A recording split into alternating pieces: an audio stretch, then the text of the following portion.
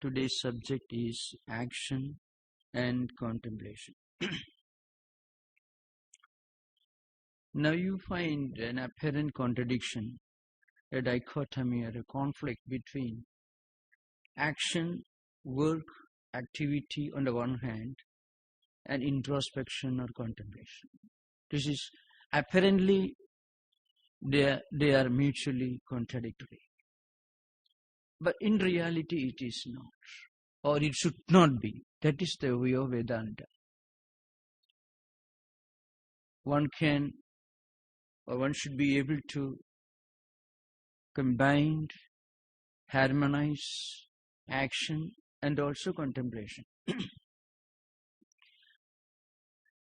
I shall just quote the fundamental verse from the Bhagavad Gita, which underlines this synthesis of action and contemplation.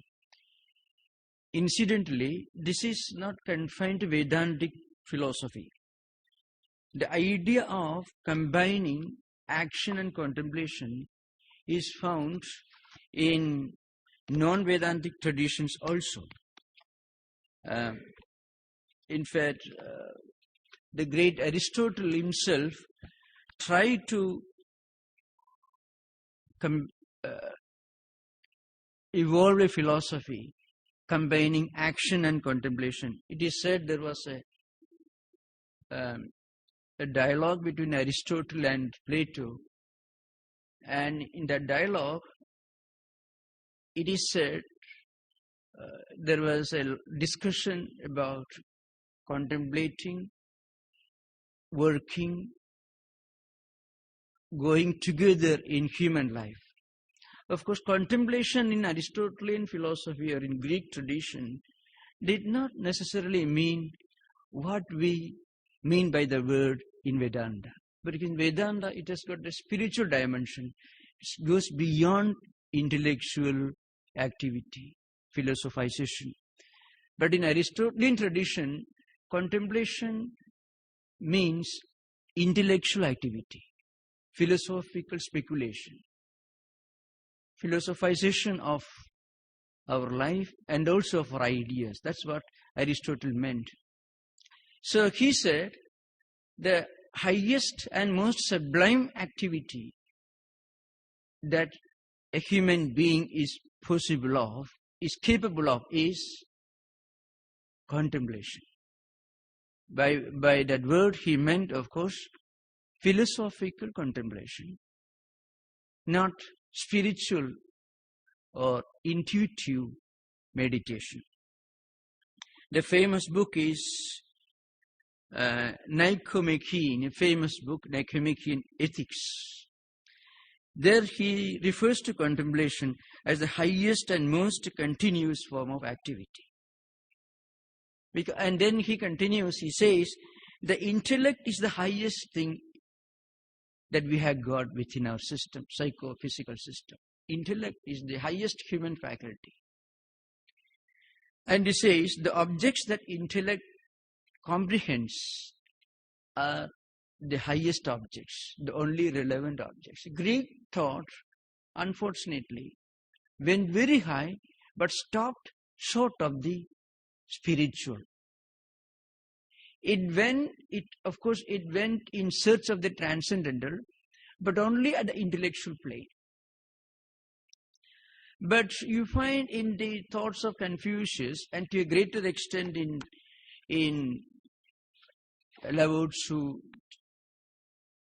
and in the system of Tao philosophy, there is a higher ideal of blending action and contemplation. Now, and I should just quote one passage from a great Chinese scientist who was also a specialist in management science, teaching at MIT. He says, to be intimately versed in the knowledge of decentralization, the executive must have a sense of the Taoist doctrine of inaction. You'll be surprised, Sri Krishna refers precisely to this ideal.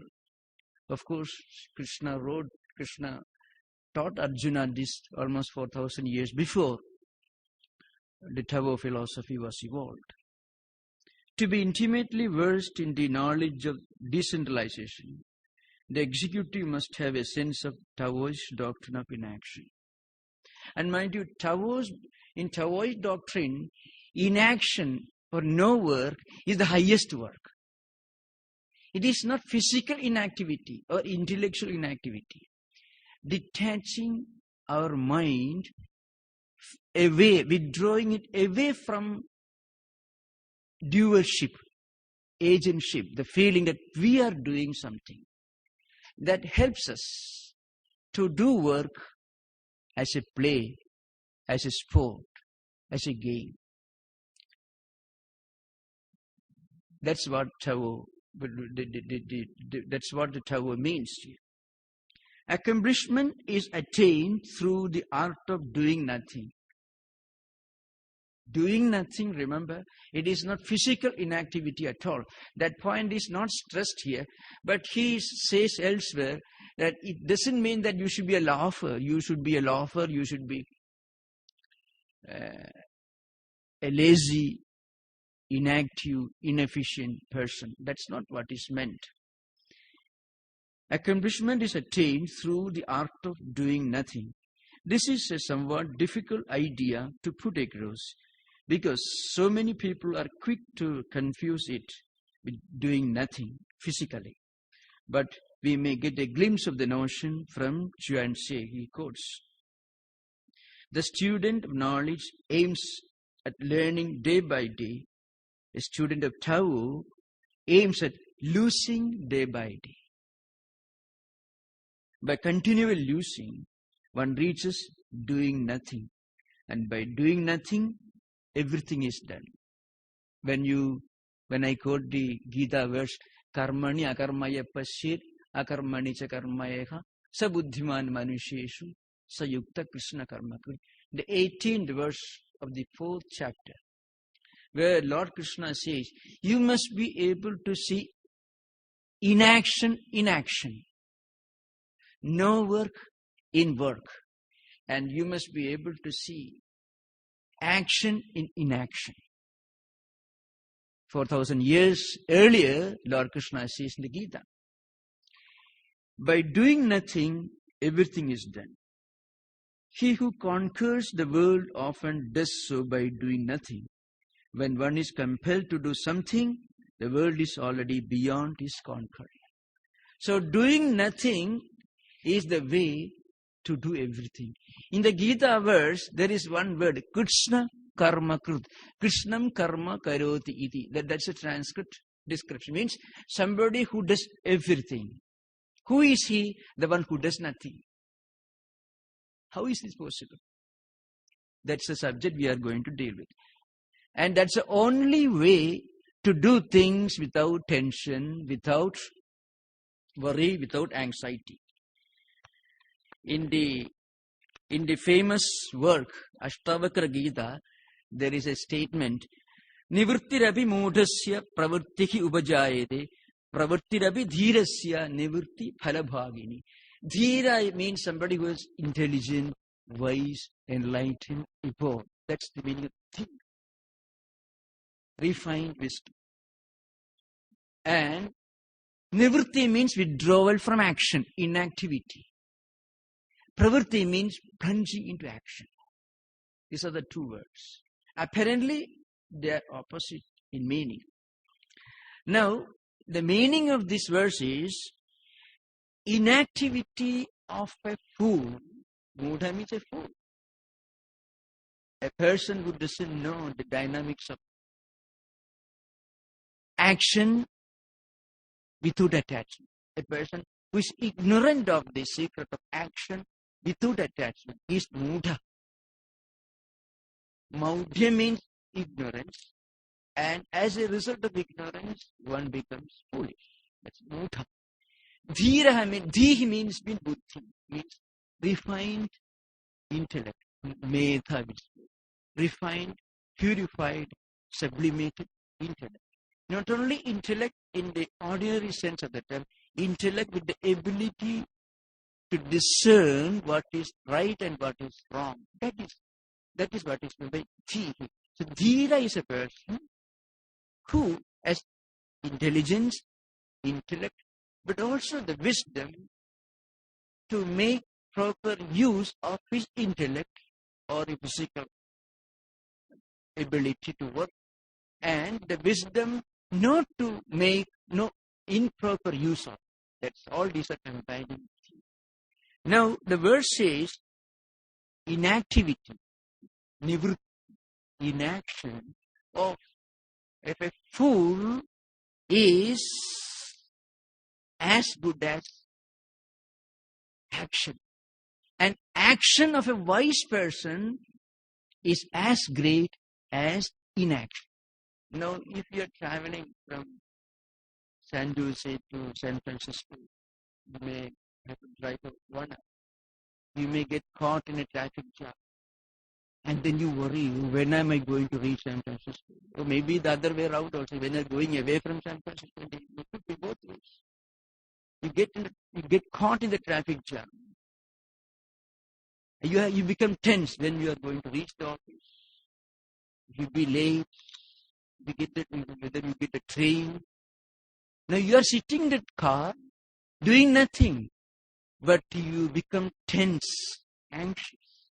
So tension, anxiety, neurosis, worry, conflict, all these are going on our psychological system, psychic system, not physical system. Of course, body also gets affected if you believe in psychology. So what happens? You are doing nothing. You may be sitting in a train perhaps, not necessarily a travel. Train gets late. You cannot run in a train and try to reach there faster. You will reach there only as fast as the train could reach there.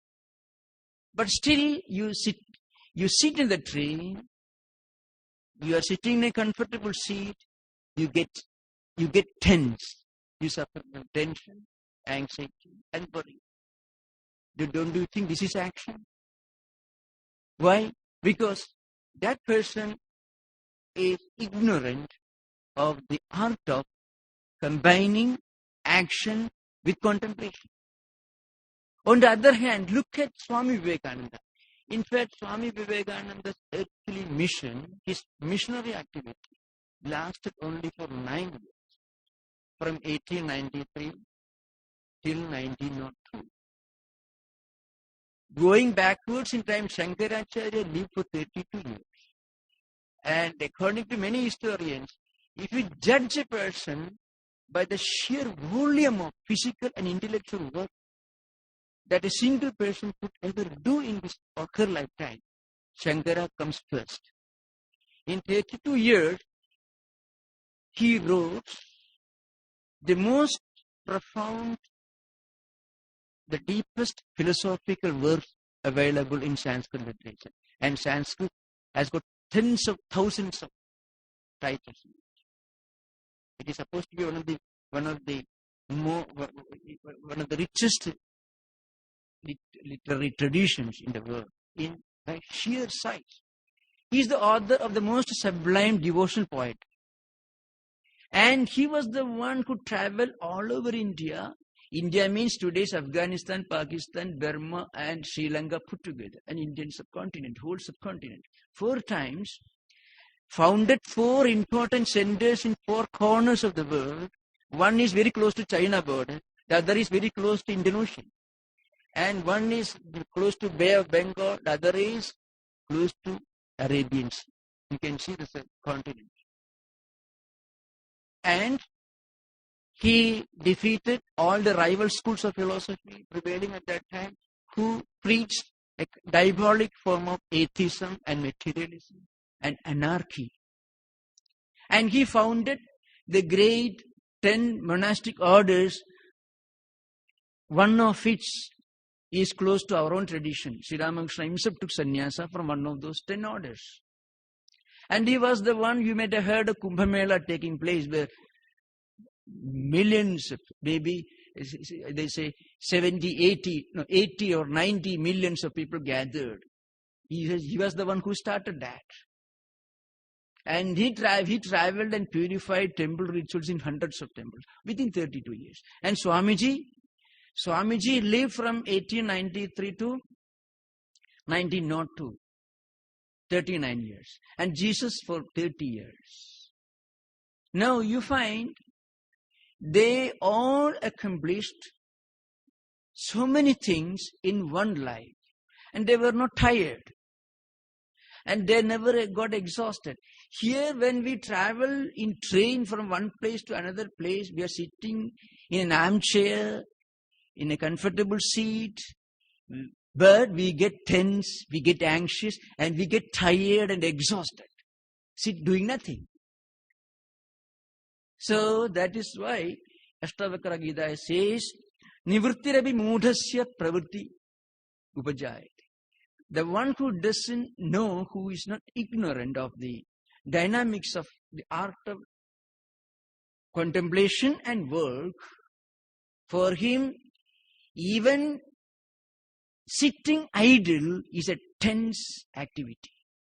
But the great karma yogis, the great spiritual teachers, whether you take Buddha or Jesus or even now in our own times, 20th century, Mahatma Gandhi himself, take their life, you find they accomplished so much, they worked so much, still they were relaxed. They never felt they did much.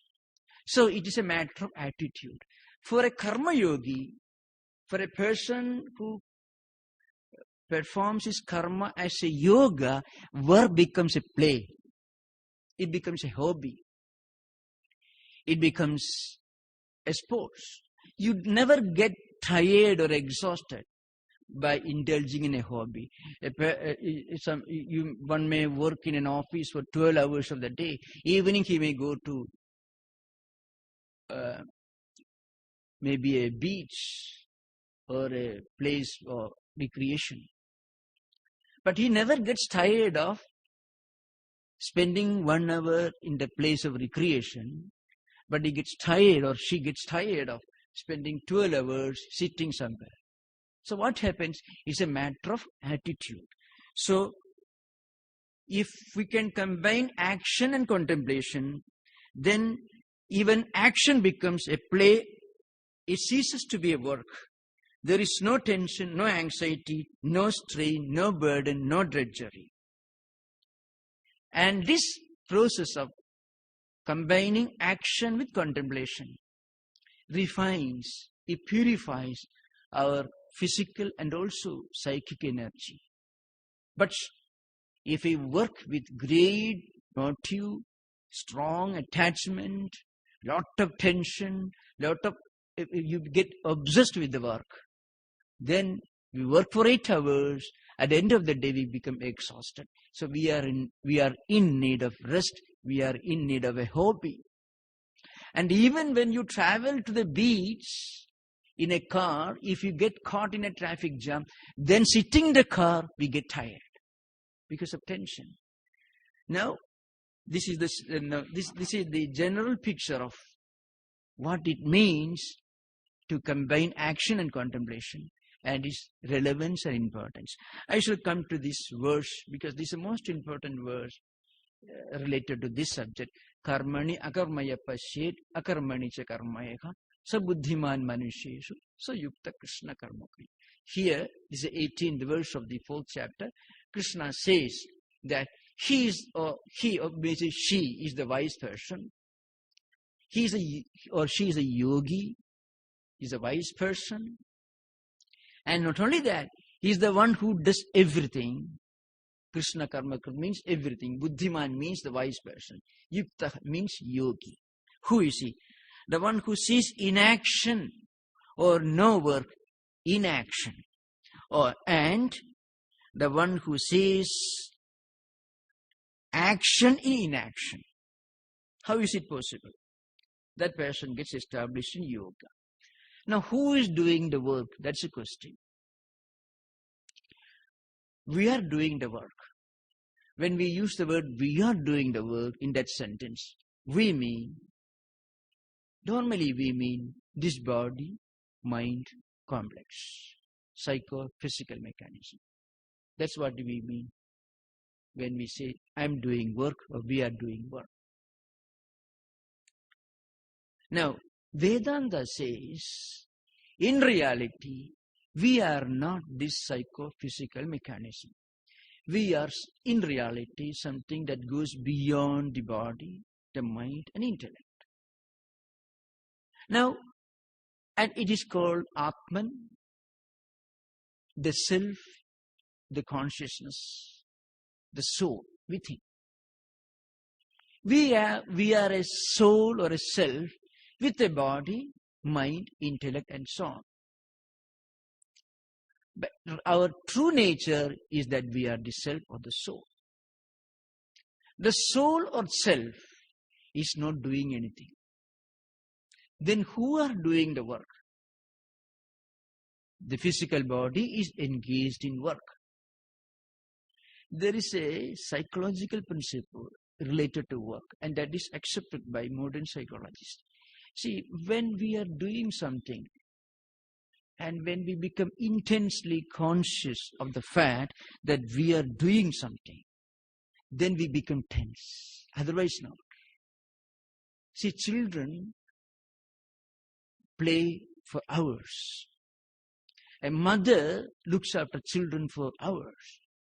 The mother never gets tired of looking after children.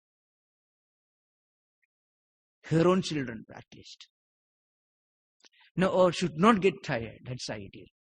Now, why? Because the mother has no selfish desire, no personal attachment. Attachment is there, but that attachment is a thread of love and affection, not just duty consciousness. So when we do something, and then when we become aware that we are doing something, we are doing a lot of work, physical work, intellect work. This identification with our own mind and our own body is responsible for the feeling that we are tired, we are exhausted. That's a psychological principle. Now, the great karma yogis I mentioned, I already outlined earlier, are the people who think that their sense organs are engaged in different activities. Their intellect is engaged in different activities.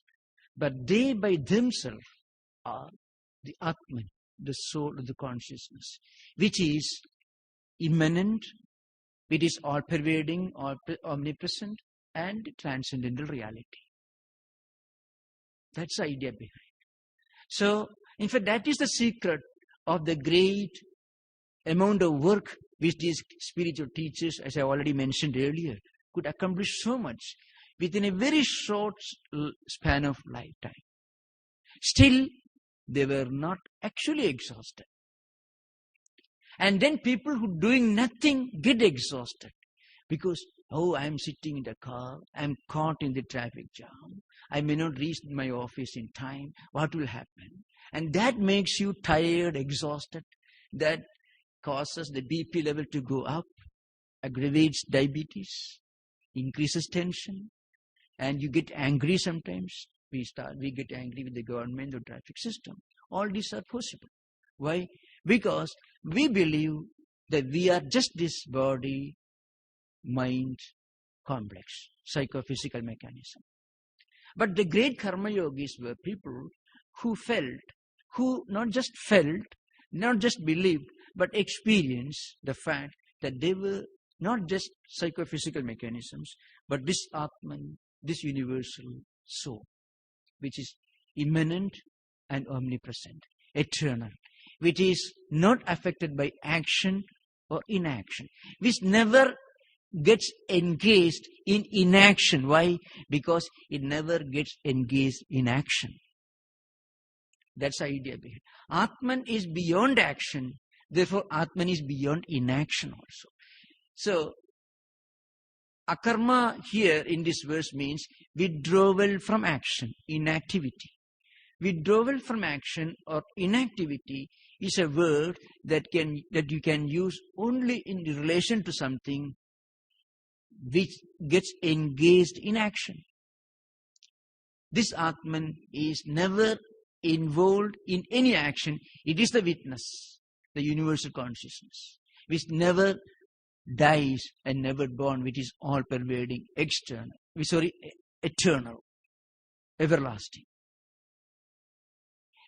So they have identified themselves with this Atman. So even when they are engaged in so many activities all their lifetime, still in those activities they could see not activity but inactivity. That is karmani akarmaya pasya. In action they could feel inaction. I have already given the example of Gandhiji. Gandhiji was not what we normally call a jnani. He was a bhakta. He was more of a devotee. He was a great devotee of Rama.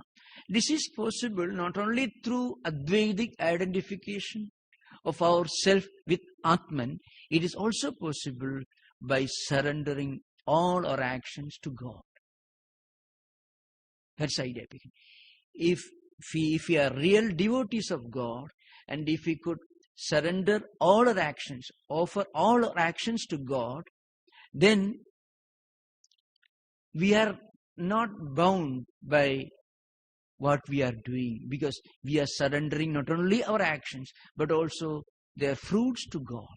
So we can exercise this strong non-attachment even when we are engaged in tremendous activity.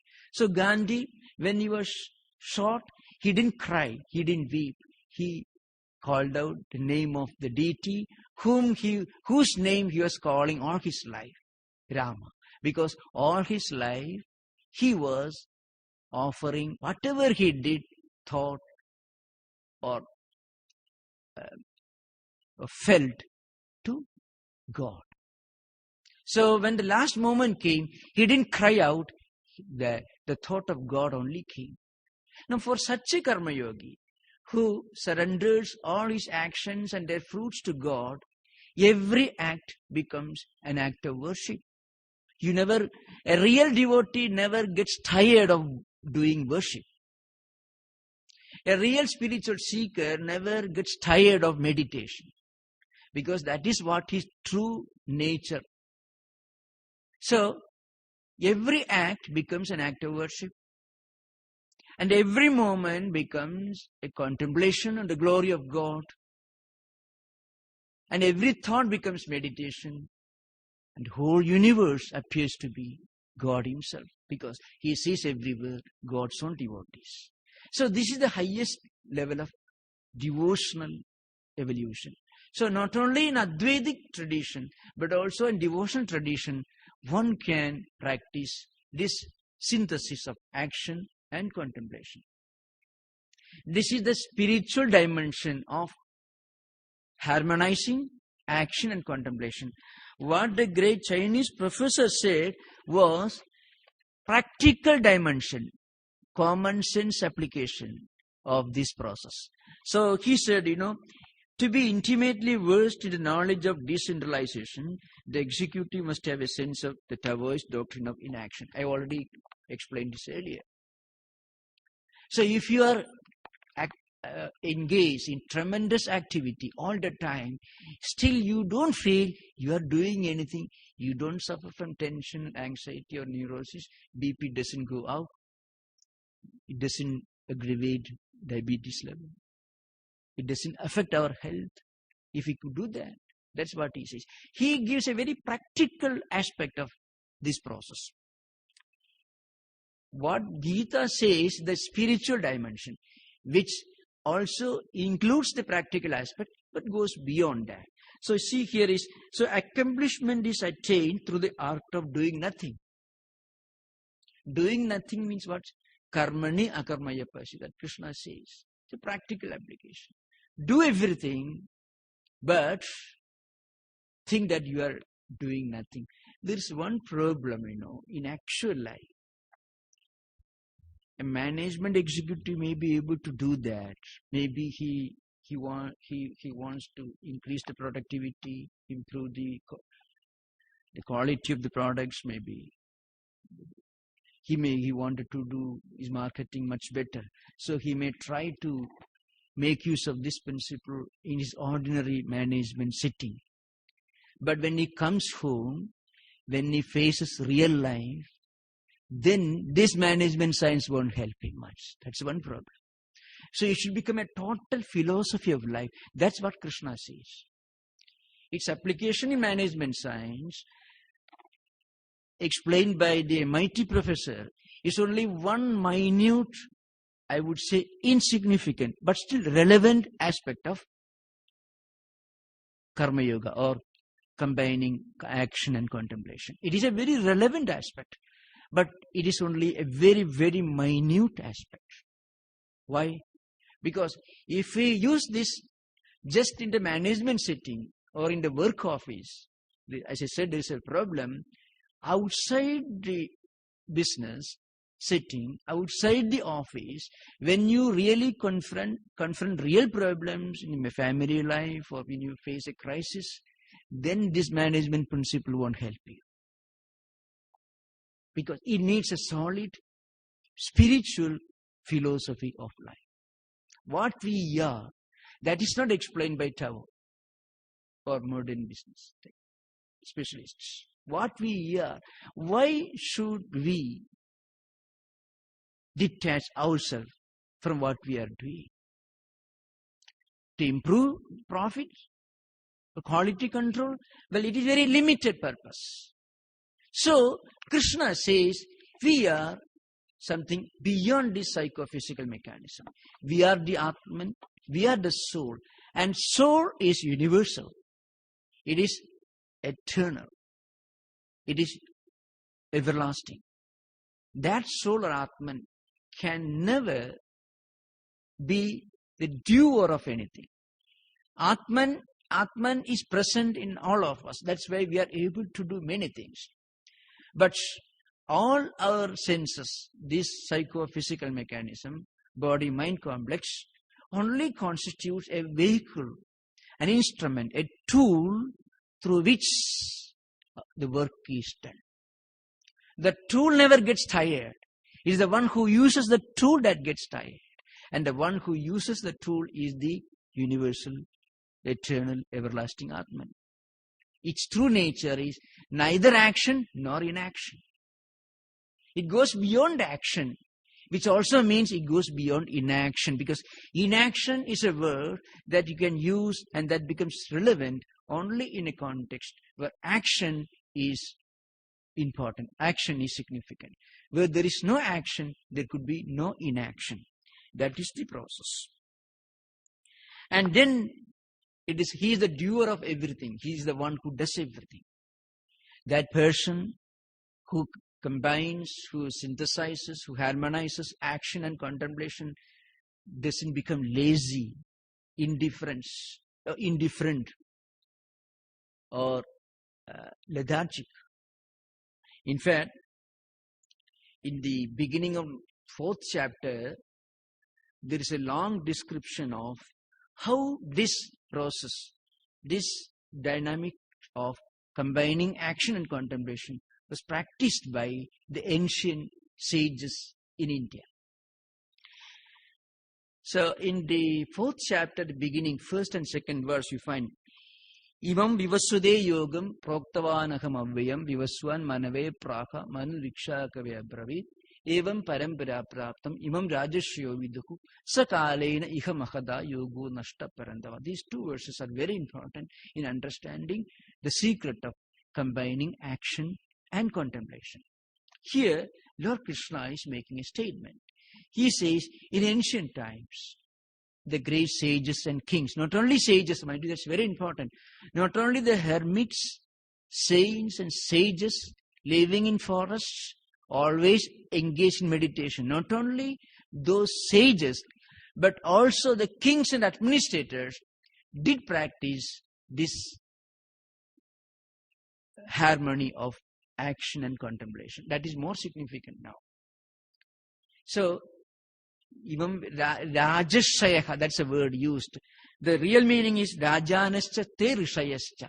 Shankaracharya, the great commentator, says, who were they? They were sages and they were also kings. You can be a sage or saint when you meditate, when you start your journey inward, when you ask the question, who am I? What's the meaning of life? What's the mystery of existence?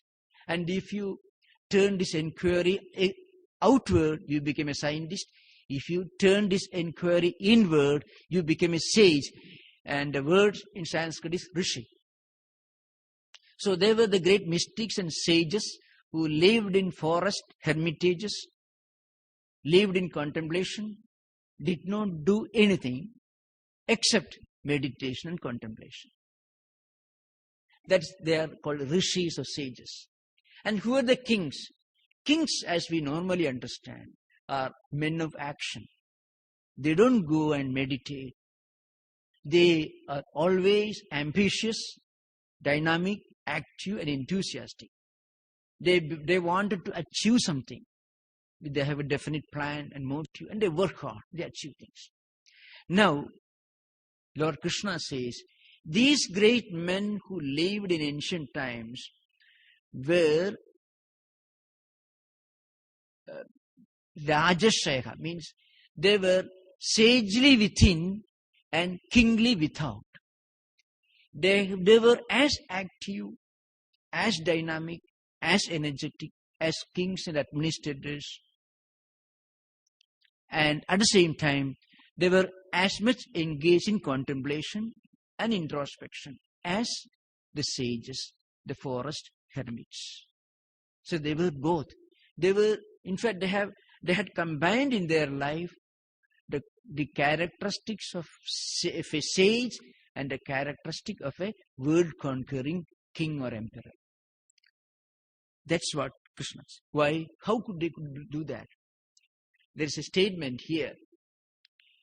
They were kings, so, in Sanskrit, the commentary is Rajatum Aishwarya Sambhati. Kingliness is symbolic of prosperity, power, ambition, action, enthusiasm, dynamism, and so on. So, Rajatum Aishwarya Sambhati, that's the meaning. Kingliness or king is a symbol of all that we understand by worldly power, prosperity, strength, ambition, and so on. Now, what is the characteristic of a sage?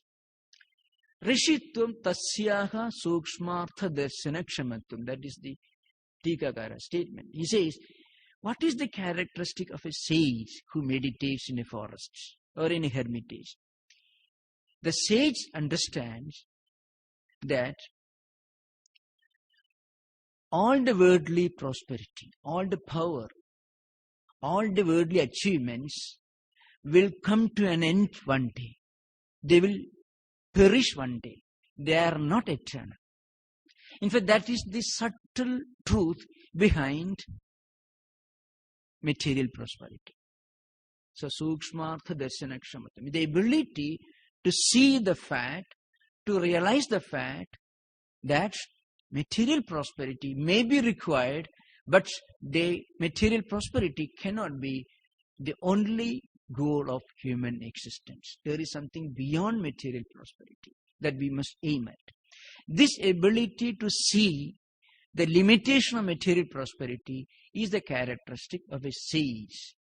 The ancient men and women of wisdom could combine the contemplative nature of a sage and the active, dynamic character of kings and emperors. That's what Lord Krishna says. So, that will help us to work and to achieve everything that is possible, but at the same time, also to realize the limitation of all that we can achieve through work. When we mistake or when we misunderstand work as the only thing that's possible for human beings, when we considered material prosperity as the only thing to be achieved, to be aimed at, then we become tense when our action doesn't produce the expected result. That is the real cause of worry and anxiety. In fact, the worry and anxiety is not directly related to work. It is directly related to our attachment to the result of the work. That's what makes us anxious. Nobody is really anxious about the work. We become anxious about the result of the work. We are working very hard, and am I sure that my work will produce the expected result? So it is the link between our mind and the result of the work, which is called attachment. The connecting link is called attachment. It is this attachment which is at the root of all the problems, psychosomatic problems, worry, anxiety, tension, everything. But if we can detach our mind from the results of the work and still continue to do work, then we can work, and also we can avoid the problems related to work. The problems are worry, anxiety, as I said earlier.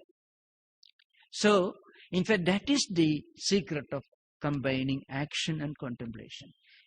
We can work, we can do our best, but at the same time, within our mind, if we can tell ourselves, well, I am not this body or mind, I am something beyond all this, I am the soul, the universal consciousness, which is eternal, which is everlasting, which is not engaged in any of the activities, which is only a witness of all the activities. If this feeling, if this conviction, if we can keep in our mind, then we can work and also practice non-attachment to the results of the work. So that will solve all the problems of work. Because work is something which is unavoidable. Nobody can remain physically and mentally inactive, even for one split second. As I said on many occasions, if you sit in an armchair, then you get tense and anxious, because mind is active. As I said earlier, when you're traveling to a place in a train, we are worried about the prospects of the train reaching in time.